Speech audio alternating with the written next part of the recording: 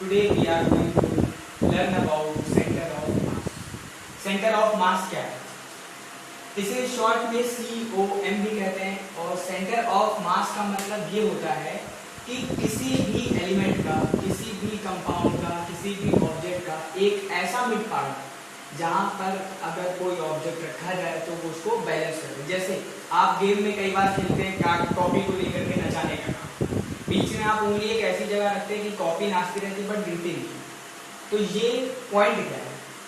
इसके अलावा आपने कई तरह के मोशंस पढ़े, जैसे पहला आपने पढ़ा लीनियर मोशन। लीनियर मोशन, तो students linear motion and the second one is projectile motion.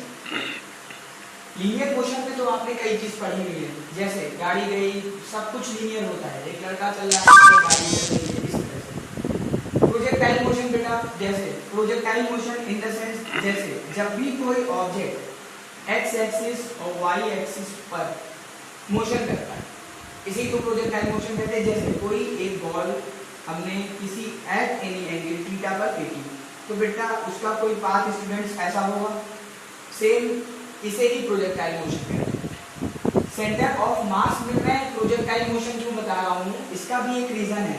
जैसे अगर आप कोई हैमर ले लीजिए, हैमर, अगर आप हैमर एक ले लें और अगर हम इसको फेंकेंगे ऊपर की तरफ, तो देखिए ये कुछ इस तरह के पाथ को फॉलो करेगा।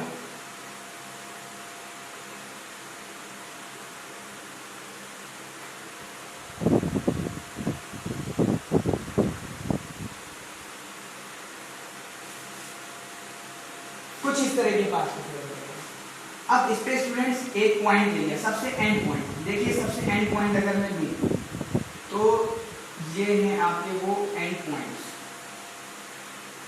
स्टूडेंट्स ये जो एंड पॉइंट्स हैं आपके, ये एक पाथ को फॉलो कर रहे हैं। अब अगर मैं इसको मिलाऊं तो देखिए स्टूडेंट्स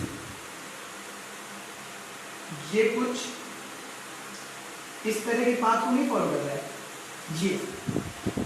तो अब आप देखिए यहां मैंने जब एक बॉल फेंकी तो एक प्रोजेक्टाइल मोशन को पास कर रहा है, लेकिन जब मैंने यहाँ पे एक हैमर को फेंका तो उसका पाथ बिल्कुल भी प्रोजेक्टाइल नहीं कर रहा है।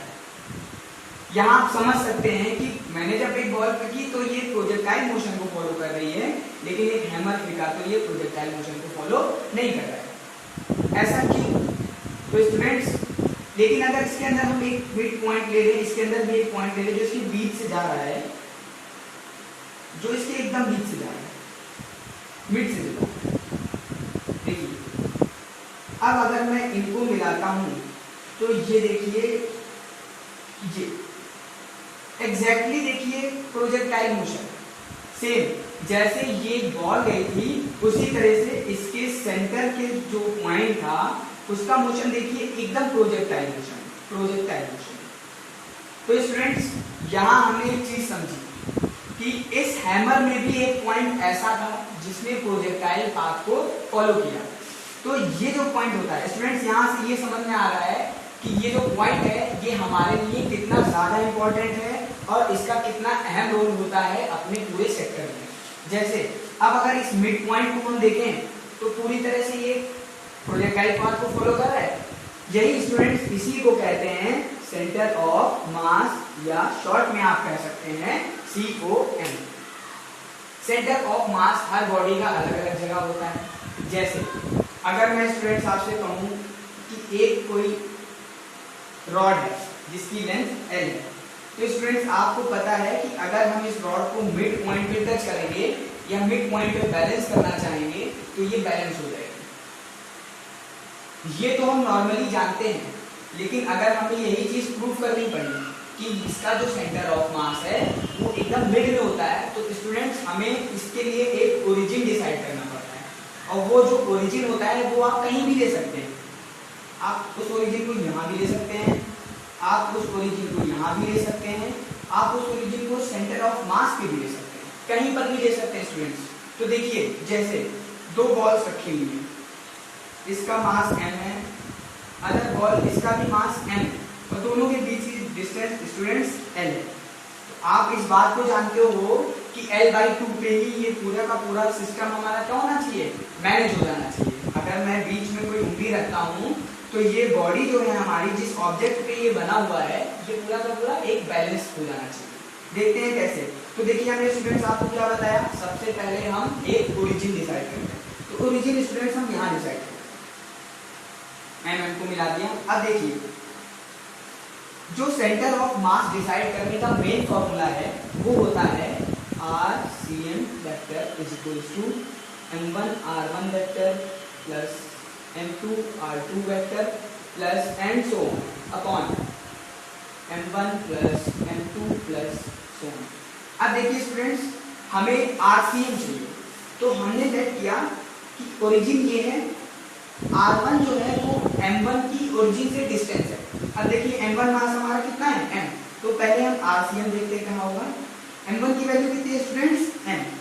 अच्छा ये जो M स्टूडेंट, तो ये जो M मास है हमारा स्टूडेंट्स, तो ये M मास ओरिजिन से कितनी डिस्टेंस पे है, 0 डिस्टेंस पे है, इनटू 0 कर लिया, प्लस देखिए प्लस लगा है, सेकंड मास की डिस्टेंस, सेकंड मास स्टूडेंट्स M है और कितनी डिस्टेंस पे है, L, तो हम क्या करेंगे M इंटू L कर लेंगे अपॉन स्टूडेंट्स यहाँ पे मासेस कितने ऐड हो रहे हैं, 2, M1 plus M2, M plus M हम लिख लेंगे। यहाँ से जब हम सॉल्व करेंगे तो ये 0 प्लस ml अपॉन 2m हो जाएगा, it will be ml upon 2m and students ये देखिए m कैंसिल आउट हुआ, L/2 आ गया RCM।